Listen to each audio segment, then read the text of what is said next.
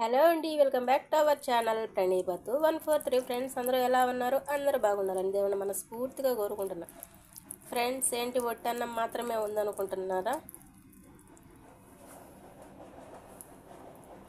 చూడండి, ఎంతో స్పైసీగా ఎమ్మీగా పుల్లగా కారంగా మామిడికాయ పచ్చడి అనమాట. చూస్తుంటేనే నోట్లో లాలాజలం అనేది ఊరిపోతుంది అనమాట.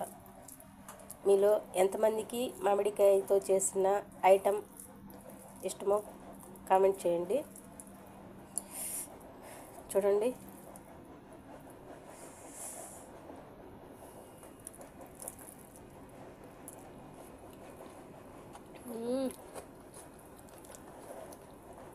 స్పైసీగా కారంగా నోట్లో పెట్టుకుంటే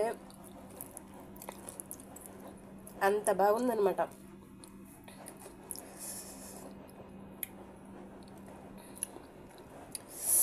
ఇలా చూస్తూ ఉంటే మీకు నోట్లో నీళ్ళు అనేవి ఊరుతున్నాయి అనేసి నాకు కన్ఫామ్గా తెలుసు. ఇంక ఇది ఎలా చేయాలో, దీనికి ఏమేమి కావాలో ఒకసారి చూద్దామా. ఫస్ట్ మనం పల్లీలు అయితే వేయించుకుందాం. ఇలా ఒక పెనం పెట్టేసుకొని అందులో పల్లీలు అనేటివి వేసుకొని లో ఫ్లేమ్లో పెట్టేసుకొని దోరగా పల్లీలు అనేటివి వేయించుకుందాం.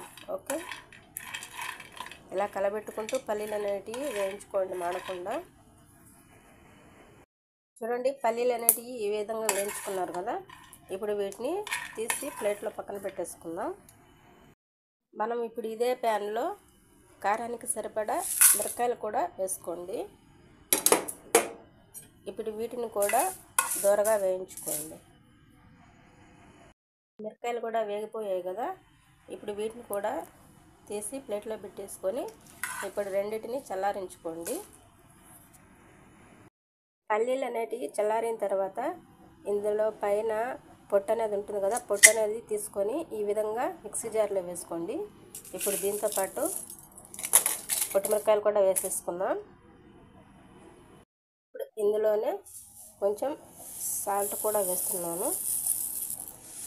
ఇప్పుడు దీన్నంతా మిక్సీ పట్టేసుకొని మెత్తగా పొడిలాగా చేసేసుకుందాం.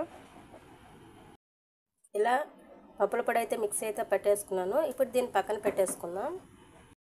ఇప్పుడు ఈ మామిడికాయలను పైన తొక్క అనేది తీసుకొని దీన్ని మనము తురుము పట్టేసుకుందాం.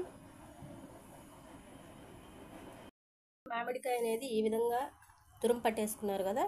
ఇప్పుడు మనం పచ్చడి అనేది చేసేసుకుందాం. ఒక రోల్ తీసుకున్నాను. రోట్లో మనము మిక్సీ పట్టుకున్న పప్పుల పొడి ఉంది కదా, ఆ పప్పుల పొడి అనేది వేసేసుకుందాం.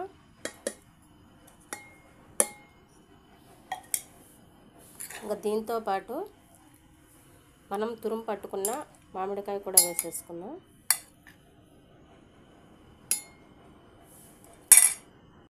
ఇలా మొత్తం వేసేసుకున్నారు కదా. ఇప్పుడు ఇందులోనే కొంచెం సాల్ట్ కూడా వేసుకుంటున్నాం. ఇప్పుడు దీన్నంతా బాగా దంచుకోండి.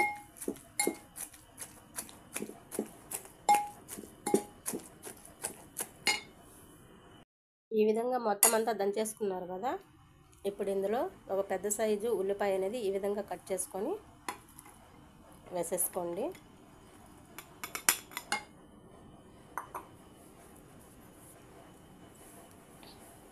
ఇప్పుడు దీన్ని కూడా ఒకసారి దంచుకోండి ఒక ముక్క.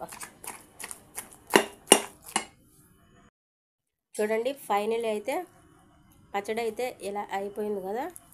ఇలాగైనా తినొచ్చు, దీంట్లోకి పోపు అయినా పెట్టుకోవచ్చు. నేనైతే పోపు అయితే పెడుతున్నాను. చూడండి, ఇలా చిన్న ఒక పెనం పెట్టేసుకొని అందులో కొంచెం ఆయిల్ వేసుకొని ఆయిల్ వేడిన తర్వాత పోపు దినుసులు అనేటివి వేసుకోండి. ఇప్పుడు వీటిని చిటపటలాడనివ్వండి. ఇవేగాయి కదా. ఇప్పుడు ఇందులోనే కొంచెం కరివేపాకు, కొన్ని మిరపకాయలు వేసుకొని స్టవ్ అనేది ఆఫ్ చేసేసుకోండి. అనేది ఈ విధంగా వేగింది కదా. ఇప్పుడు దీన్ని మనం పచ్చడిలో వేసేసుకుందాం.